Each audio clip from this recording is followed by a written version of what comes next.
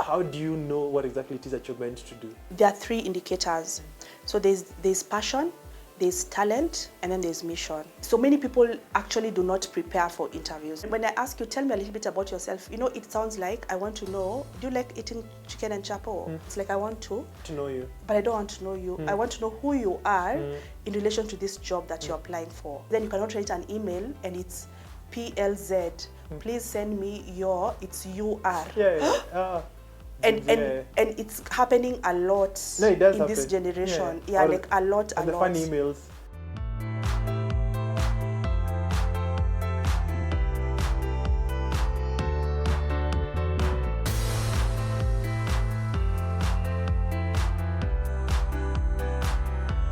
Good evening and welcome to the Late Night Business. My name is Ian Dennis, and tonight, as always, we have a very interesting show lined up because tonight we've always focused on business, but we've never really focused on persons working within businesses. Because everybody, you're either working on a business or you're working in a business.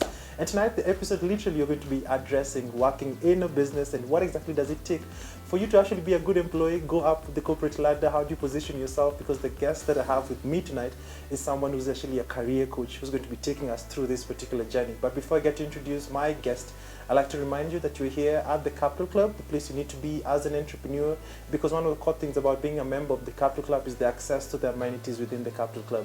Not only is there a spa, there's a gym, there are meeting rooms, there's a restaurant. You can literally entertain your clients, have your meetings, and literally run your day from here. And also another thing that I want to remind you is that I have 2 of my books that are actually out at the Textbook Center. One, Food for Thought, where I share quotes, reflections about life and business, and the Business Conquest, which usually I share my lessons as a business coach. So the guest primarily I'm talking about is Joan Thu. Hope I've actually gotten it right. Yes, you have. I have a friend called Joan, and Asamanga, it's Joan. It depends on how you pronounce it. Exactly. So it's supposed to be Joan. Joan. Yes. Joan or Joan. Yeah, because I know Joan is more of Kenyan. Depends. Yeah. Nice to see you. Pleasure meeting you. Nice to meet you. Thank you for having me. The first question I like starting all of my conversations. What exactly are you most grateful for today? Wow. The gift of life. It's God's breath in my lungs. So that I'm alive, that I'm well, that I'm in good health. I'm so grateful. Interesting. I think before we were having quite an interesting conversation. Now we can bring our guest here about your path before becoming a career coach. And first of all, you studied psychology. I did. Was it something that you really wanted to pursue, or you found yourself into it? So funny thing is, when I went to campus, I actually enrolled for journalism. So I wanted to be a news anchor. Please believe it or not. So, and I was so excited about it. I wanted to be like a Catherine Kasavuli. And then, so I remember I enrolled, and then I went home and told, my brothers and sisters, I've enrolled for journalism. I want to study this. And everyone laughed. Why? Because they didn't believe it's a joke. No, it's just like a joke in our family. So I normally stammer when I'm anxious. So the news will have been late news. This is. They were like, this is news inflation. Yeah, comes up. So guys laughed. Like for like 20 minutes. And they're like, EIS man. Stamara ataka kutupea. Si habari hapa punde. Habari ambayo imekaa. Sometimes it's like you have to step down. Joan, to ensure the world is complete. Hey. You're like, Apa unajidanganya. Love you, like, we love you, but I was like, it's going to be a charade. So I was like, hey, I'm going to prove them wrong. So, I continued. But then, so the other thing I realized is that my classmates in the journalism class. Oh, so you actually went ahead and enrolled for it? Like, I love challenges. Like, if you tell me I can't do something. So that's what you want to do it? Like, times 50. Iko kigugumizi. Gugu. I was like, I'll be the first stammerer this anchor this country has seen. Yeah, so I continued. So I noticed that people in my class were so loud, man. They were so loud, like, because then most people were extroverted. So I'm actually very, very introverted. Many people don't know this, but like the persona I have on social media, that's not me in real life. I'm very, very introverted. In fact, like I think I spend probably 80% of the time by myself because that's how I recharge. And then because of my career as a coach, I do a lot of one-on-ones, so I really need to recharge. Oh yeah, I know that. Yeah. So being in social settings is not my cup of tea completely. So I quickly picked that up, and so I just began realizing maybe this thing is not for me. And then also like I remember I did some units and I didn't do well because I honestly did not enjoy the, the courses. So that now coupled with stammering, I was like maybe this thing is not for me. So now that's how I ended up changing to psychology. Yes. Right. So, and I think that was one of the best decisions I ever made, because now I went to the psychology class and I loved my degree. I graduated with honors, like I was like almost top of my class, and I loved it. I thrived in it, and now today I'm doing exactly what it is that I studied in school. However, I need to say that one of the things that I do and I'm really, really good at is writing. So maybe one of the things I should have done in hindsight is probably enroll for because writing, broadcast, like journalism, it's not only being on TV. So like if I was writing, like articles. At least writing you can stammer. I know, absolutely. Yeah, and I'm actually, I communicate best on writing. Yeah, so like now for me, I prefer texting than phone calls. So me, I'm those people who write like long paragraphs. Like the long text. Then people are like, so just call. Yeah, I don't know, like this. Or I'm those people for paragraphs. Oh, because when you call people, you end up stammering. Please let me write. And I'll write 57 paragraphs. Yeah. So I communicate better written than actually orally. Oh, that's very interesting. Yeah. And then one of the have I stammered yet? No, you haven't. Okay. Thank God for small masses. No, but I would not have told. I would not have told. I cannot tell that you can actually stammer. I do. Hey. Hey. No, but it's just funny anyway. But anyway, we just laugh about it. It's just life how it is. Yeah. And then your first job was as a bank teller. So, so I actually started working as a first-year student in campus. Why? And this is and it's something I preach every day, that if you're in university, you need to start working as early as possible. In fact, even after Form 4, you can start working. People start working because so two people, one person entered and did journalism, did not work and graduated with a journalism degree. Another person did journalism but started working from year one. One person is graduating with 4 years working experience plus a journalism degree. Are they going to be paid the same? No. Absolutely not. So that is why. Because then every employer wants someone who has some form of work experience. We're not talking about like it doesn't have to be anything sophisticated, but like any work that is going to help you grow yourself, grow your interpersonal skills. How do you write? How do you communicate in corporate? Because then you cannot write an email and it's PLZ. Please send me it's UR. And it's happening a lot in this generation. Yeah, like a lot. The funny emails. Yes. Charlie Mguri.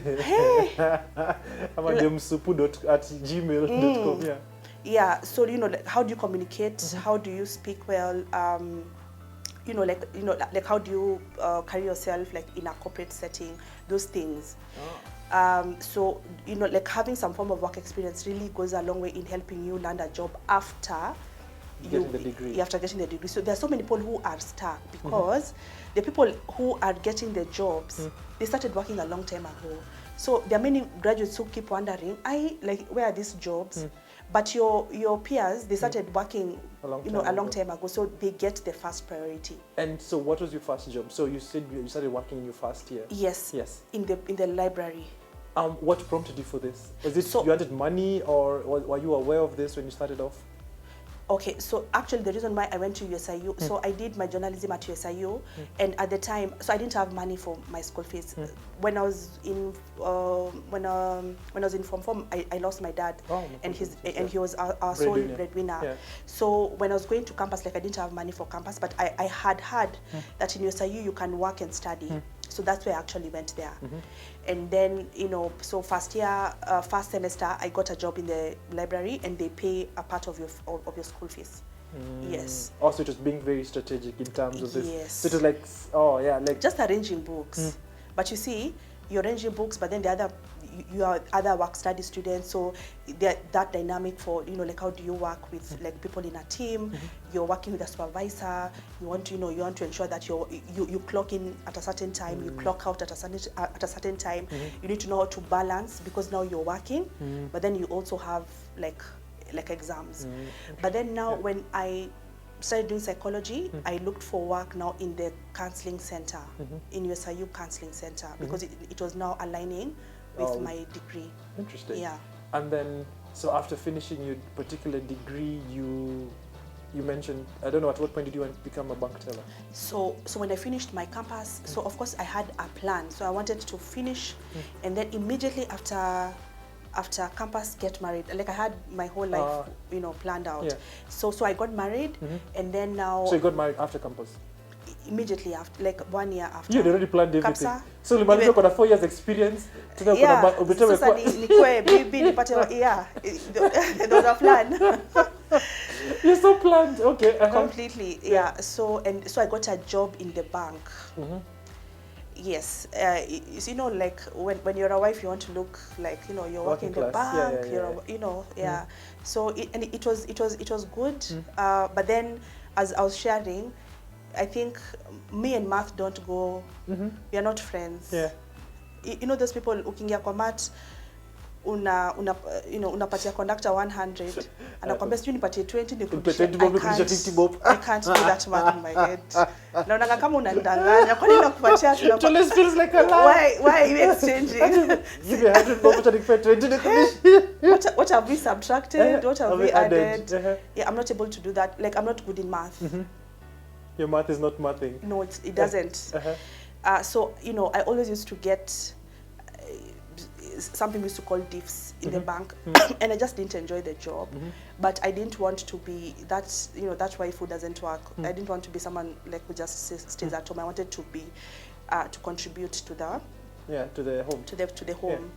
Yeah. So I started looking for work, but it wasn't, you know, like when I was married, it's not that I needed the money. Like in fact, like at the time, my husband was like, you can even stay at home, like there's no problem. But I really wanted to work, so I got a job.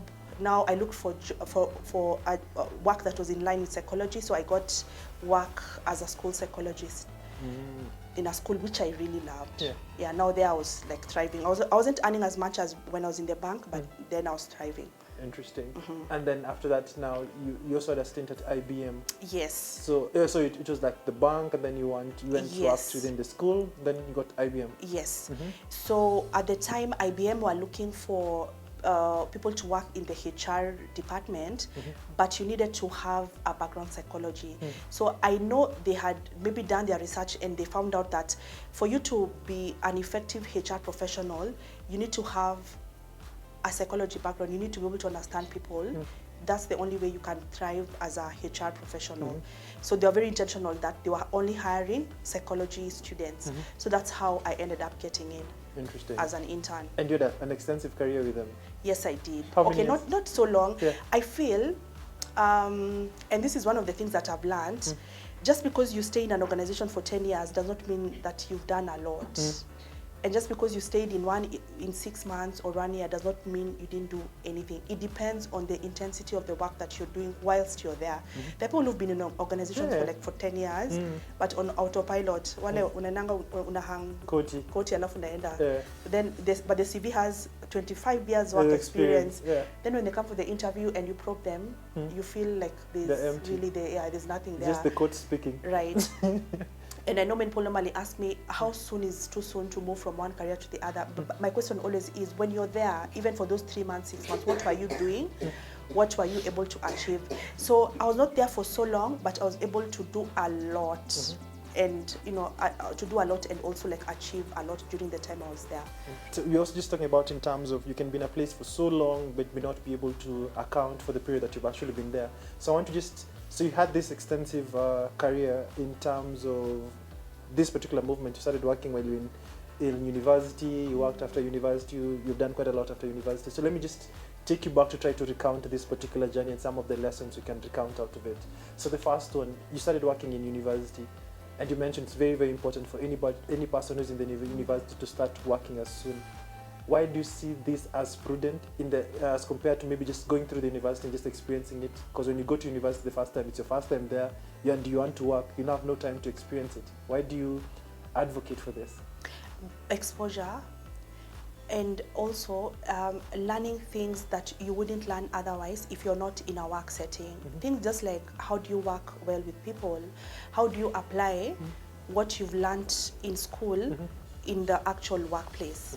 Are you able to deal with pressure or unforeseen situations? You remember, like when COVID hit, there are many people to date, they've not been able to recover. There are many people who, after COVID, they went to shags and they've never come back because then it destabilized a lot of people, and there are people who are not able to pivot differently.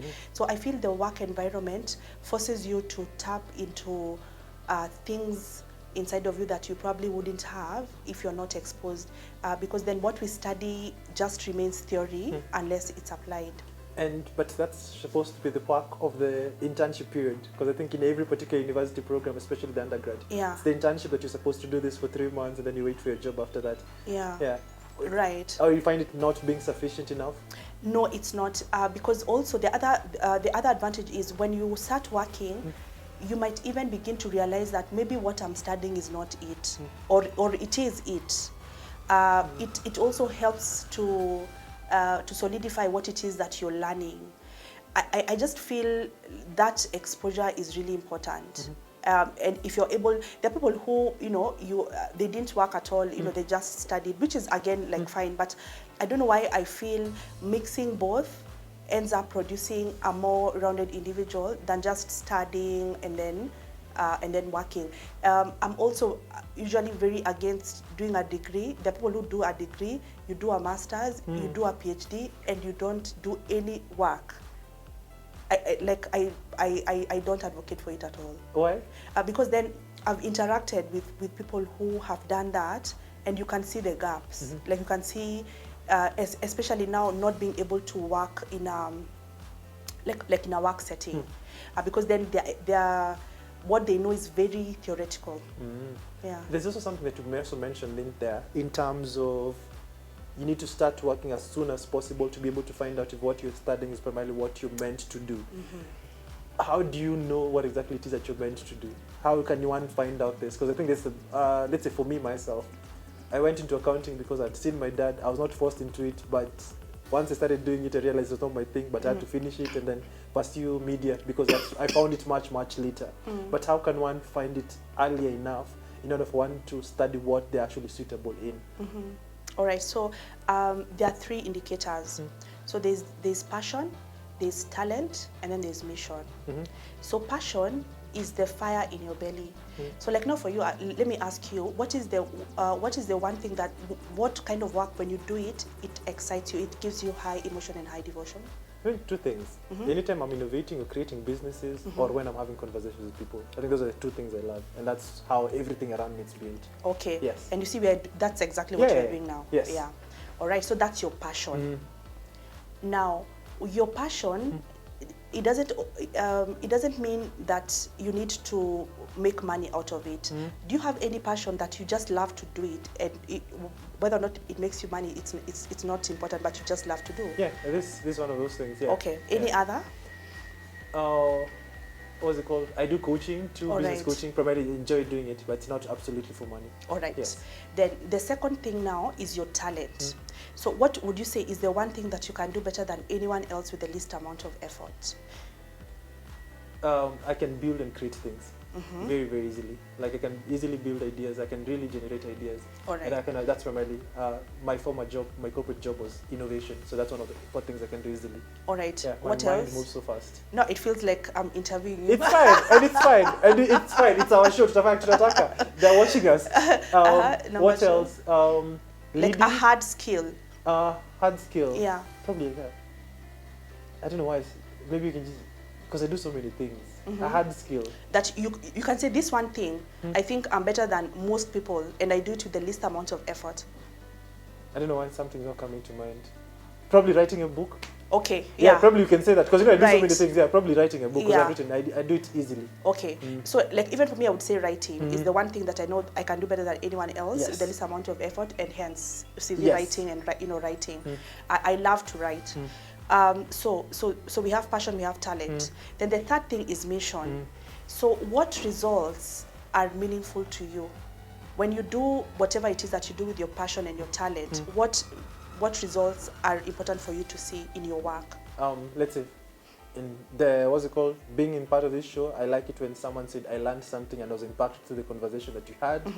Through the books, probably someone saying that they learned something and maybe they got an advice from the book or some of the content that propelled them either in their career or in their business. For me, that's what I really yearn for. All right. Yes. So you see how if you're doing something and nobody said anything about your book or nobody ever commented anything about this show, you see how it's going to leave you empty? Not really. For me personally, not really, because I know I've given my best, and primarily it's long term, and then primarily I've had it so many times. So I come across someone probably got it, because you don't get direct feedback, not every time. All right. Yeah. Okay, but the feedback is there somewhere. Yes, it's always I'm sure somewhere you know, on social, when you meet people, when you go to events, you always get it. Yes. Right. So when these three things need to come together for you to feel satisfied in the work that you do. Do you know one of the most Googled statements is, how do I find work that I'm passionate about? It's the one thing that people all over the world Google to find, because many people are not doing work that is in line with their strengths, their skills, and their passions. Interesting. So you've said three things. So there's passion, there's talent, and there's mission. So those three things are the indicators that you are actually doing what you need to do. So there are so many people now, like for example, you have this job in the bank and you're earning 200,000, but you cannot see how the work that you're putting in is aligning with the results. And so there's that disconnect. Wow. But it's just because like maybe you took this job, it was the first job, 40K, you took a loan, you got a wife, you got a child, then kusha wewe maneno kusha kabisa. So tutakushia tu hapa tu sahi, you take a small break. And then you find out how exactly we can connect this disconnect that so many people are facing. So see you after the break.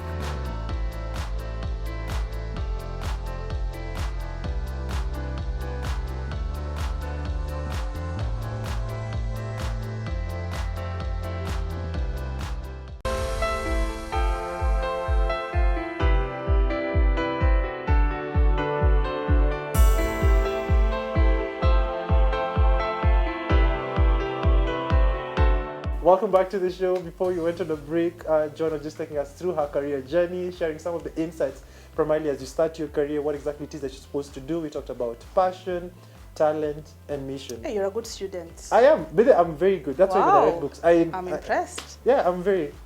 So another thing that you mentioned, that before we went on a break, the aspect of what people Google most. How do they find what exactly I'm passionate in?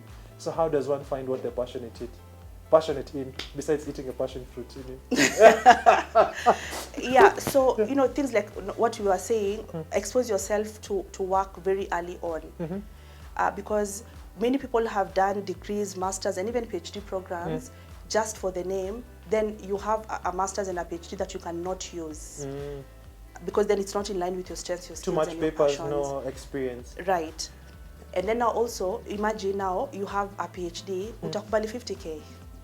Yeah. Because even cost yako, even how much you've spent all through. Yeah. And it pains me. Even, unless you lecturer utakubali. I know. So it really pains me that there are so many people, and you see, like you see them making that mistake, and there's absolutely nothing that you can do, because you think, if I get this master's from Harvard, automatically it's going to translate into something, but it's not going to unless you know what your strengths, your skills, and your passions are, unless you know what the fire in your belly is, unless you know what you're trying to chase. Then now you do the master's program to align. But if you just do it blindly, many people are stuck at home with master's program, master's degrees and PhDs, and they're not able to monetize them.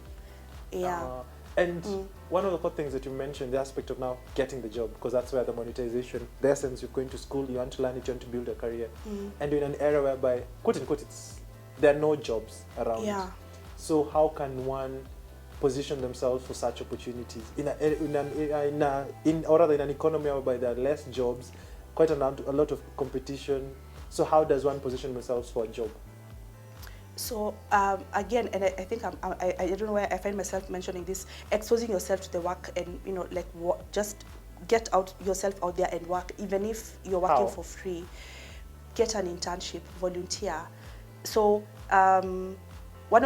so when a client, let's just do it the way I would do like a career coaching session. So I would ask someone, what skills what things do you do very well innately? So if you cook very well, you write very well, you sing very well, you like working with people, then now we probe and see what work can you do around around there. So you want to look at the things that you can do. Put your degree aside. What things are you good at doing? Then maybe you have a diploma, or you just have your Form 4 living certificate. What kind of work can you get? It doesn't have to be like anything so sophisticated. It can even be an admin work, or maybe you can say, I'm passionate about computers. Can you go and expose yourself? Can you do like a certificate or something like that? But the first thing, for you to know what you're good at, you actually need to do it. So it's almost something I can't almost tell you, because then you need to try and then see, maybe I like this one I don't like. So to experiment a lot. Exactly. All right. Exactly. And a key thing towards getting any particular employment opportunity is the aspect of CV, because that's primarily what introduces you to any particular potential employer, even any internship. What are some of the mistakes that you see a lot of people make that primarily hinders them from getting all these opportunities? So let me first start by saying, I know, and let me call it a myth. I think there are two schools of thoughts, and the first one is a CV can never land you a job. And I know there are actually people who they don't want CVs, they just want to meet someone. And there are people who've gotten jobs, without a CV. They just went for an interview and they got it. But truth of the matter is, and maybe this is going to change, for now, a CV is what is going to introduce you to potential employers. Unfortunately, I know it's actually unfair, but that is what is going to speak for you before you show up for an interview, because not all of us are networked. So like me, I can tell you all the jobs I've gotten them because I did a CV, I applied and I got the job, and that is why I'm so passionate about the writing of the CVs, because I've seen what it does. One of the mistakes that people make is, number one, people are not serious about their CVs because of that myth that CV is a waste of time. So mtu anakutumia CV, the title is curriculum vitamin. Where do we go from there, please? Who tell me? So maybe put it another side, put a vitamin D. The first sentence, the spacing, spelling mistakes, because in CV too, it's not well organized. And maybe this is someone who got straight A's, but they don't feel a CV is important. There are people who have horrible CVs, but then when they come in for the interview, they're really quality candidates. But then now you see the thing is, even if you are a top tier candidate, if your CV is not good, you're never going to get that opportunity to present yourself. So you'd rather pay someone to do your CV, unfortunately, because that is what is going to open, it's going to land you an interview, which now subsequently is going to land you a job. Are there people who end up getting jobs if you're too without a CV? True, there are. If they're networked, but that's the exception and not the rule. That is one thing I want people to remember. It's the exception, it's not the rule. Interesting. And you've mentioned, the aspect of just getting the basics right, getting, just the spelling. Yeah, just spelling, and then formatting. Let it be one page, not 57 pages. let it look nice. You know, like So let it should look it be nice. graphical? Should it be wide? No. What exactly? What format do you advocate for it in terms of the graphical interface of a CV? Maybe should it be to be Word? Should it be PDF? What exactly is it that should be the basics of a good CV? So, funny enough, it needs to be very simple. It doesn't even need to be complicated. I can. There's a way we are normally told women from my tribe. We serve food and they call it mashakura, like umeka getheri, nini. But there's a way if you plate it so well. There's just rice here and chicken, and if it looks nice. So the secret is separation. Just make it look clean, like clean. Just it doesn't have to be complicated. Everything in the right place, and it doesn't have to be anything sophisticated. But it needs to be clean, neat, no grammatical errors, formatting errors, and none of that. Let me see you are serious, because if you have spelling mistakes, surely where do we go from there? I can't hire you. I can't take you seriously. It spells doom. Yes, from the get-go, completely. Interesting. And so you get your CV right, you get yourself at the door, so you're supposed to go for an interview. I know tons of people, because I've also held a lot of interviews, tons of people usually come in nervous, what's it called, cannot express themselves.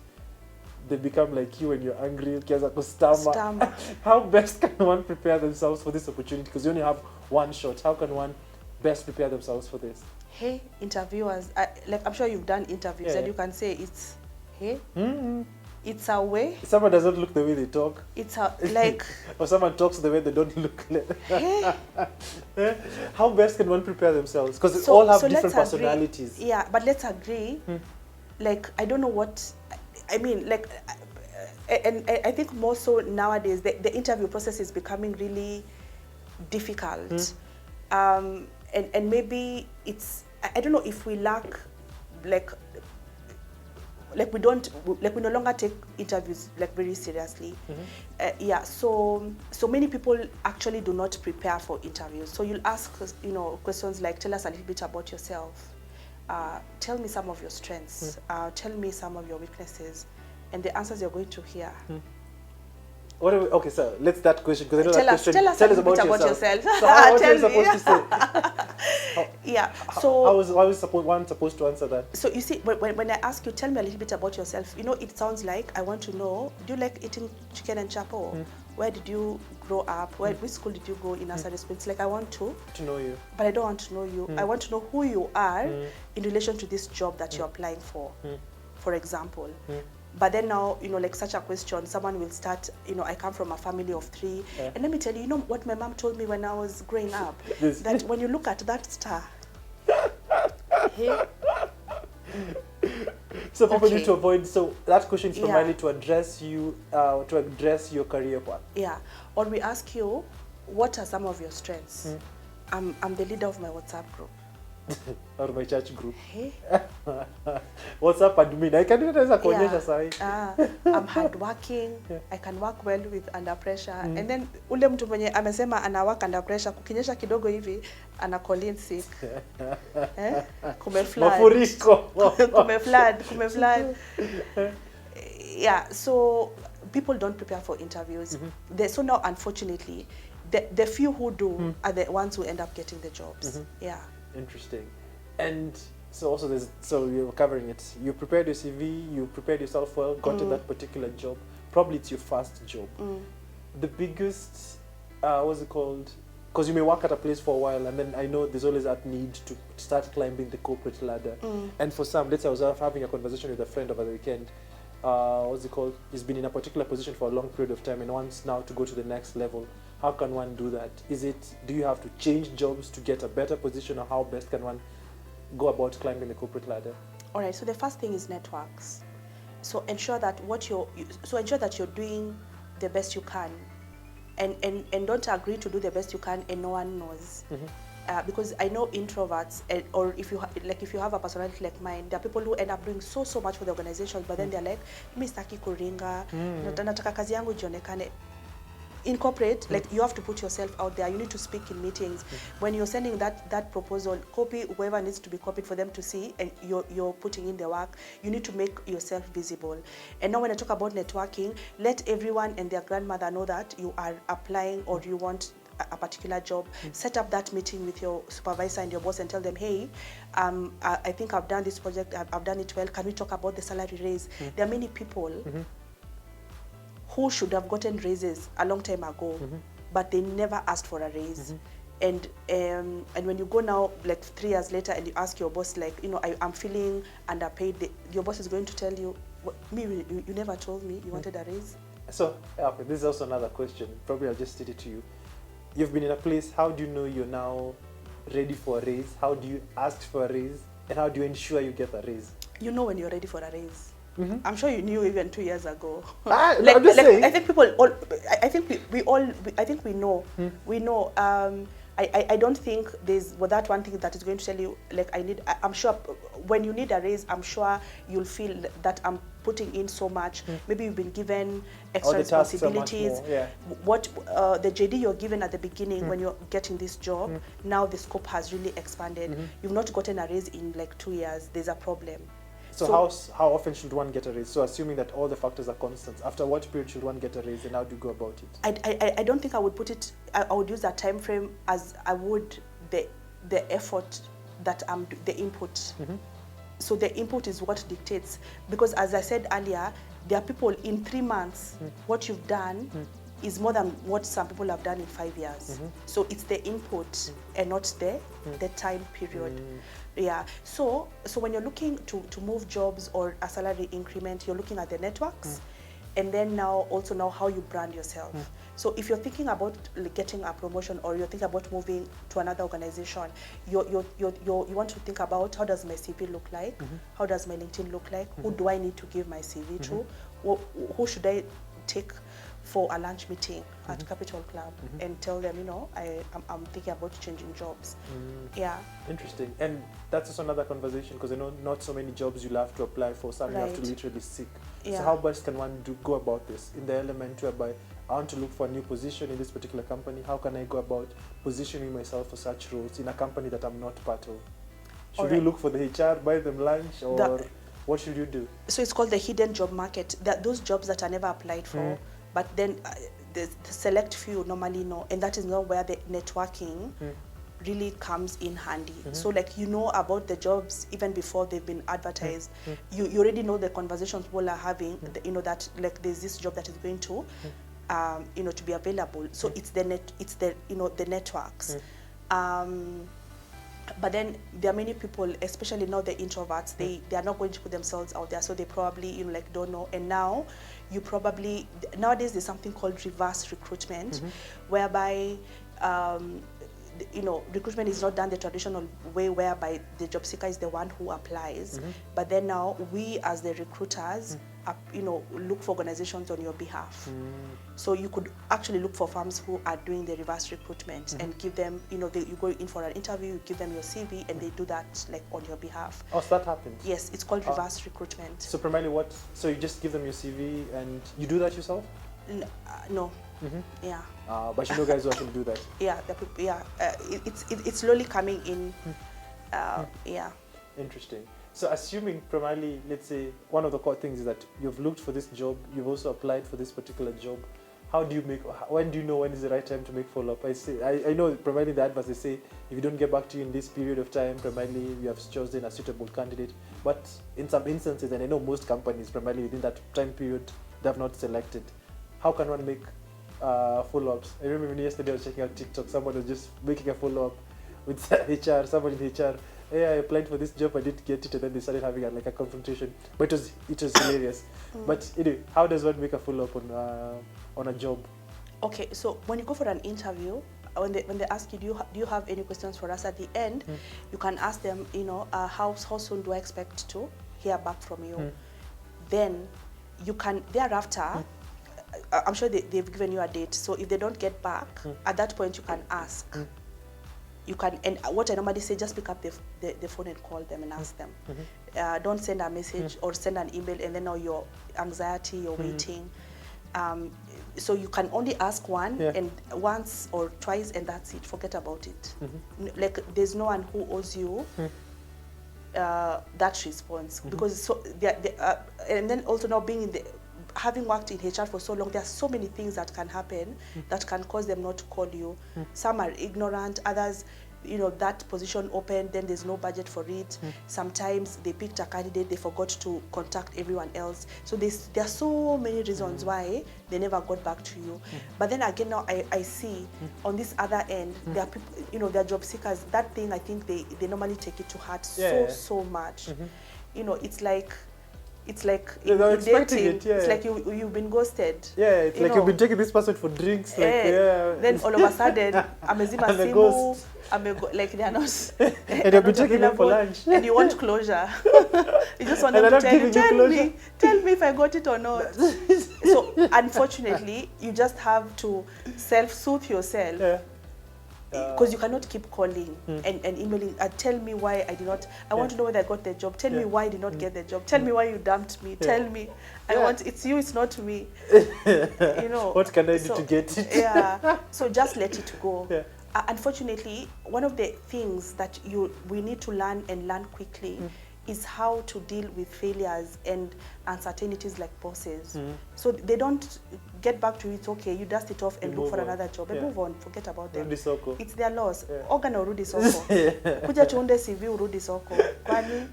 And then another thing, let's say you've gone through the process, gotten the job, negotiation of a salary.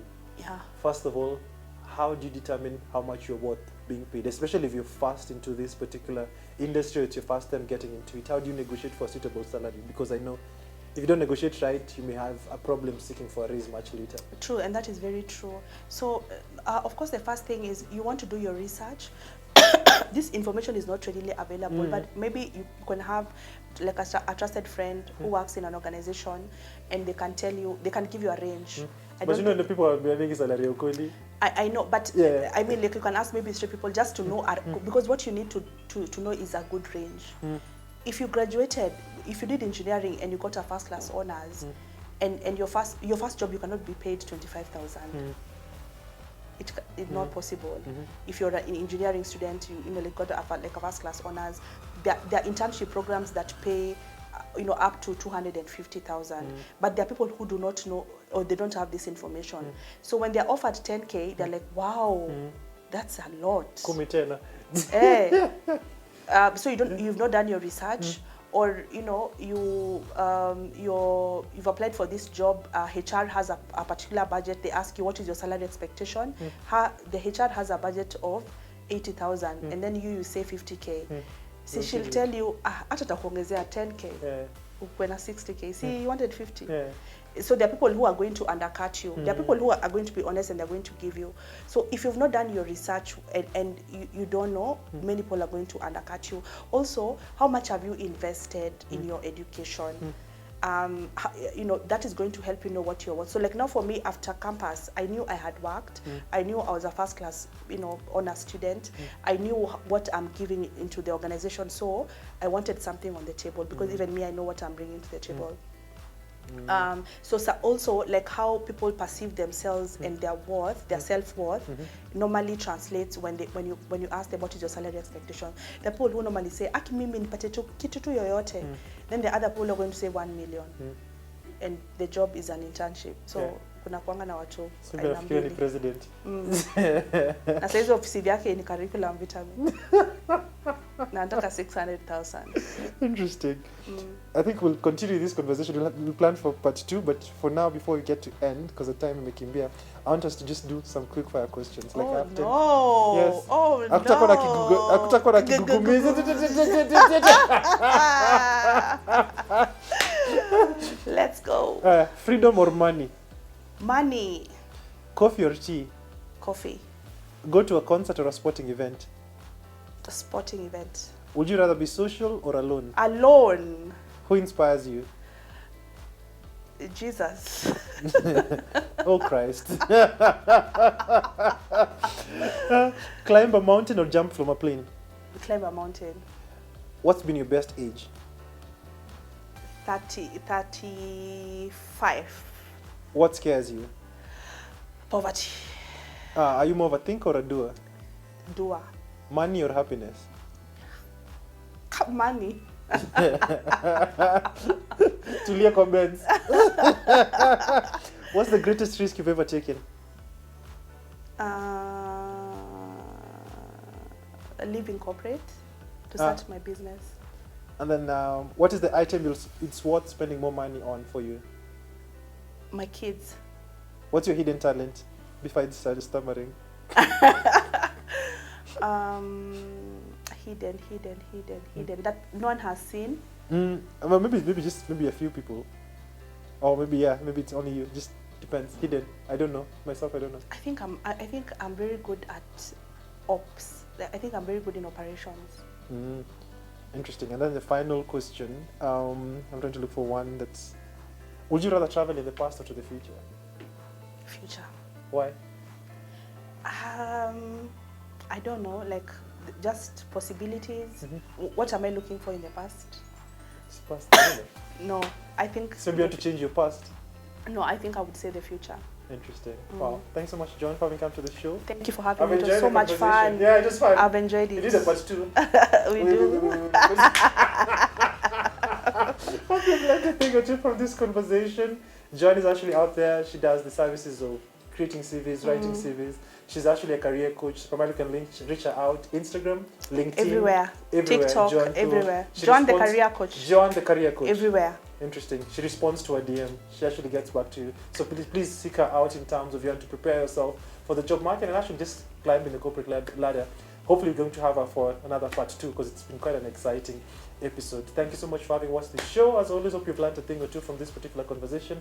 Give us your feedback through our social media handles at Ian Dennis Network, at KTN Home, and we'll be glad to actually just get all that feedback. And also a reminder, my 2 books, The Business Conquest, Food for Thought Arts, are the textbook centers all across all stores, and also you can check them out on Nuria's stores. My name is Ian Dennis, and this has been The Late Night Business.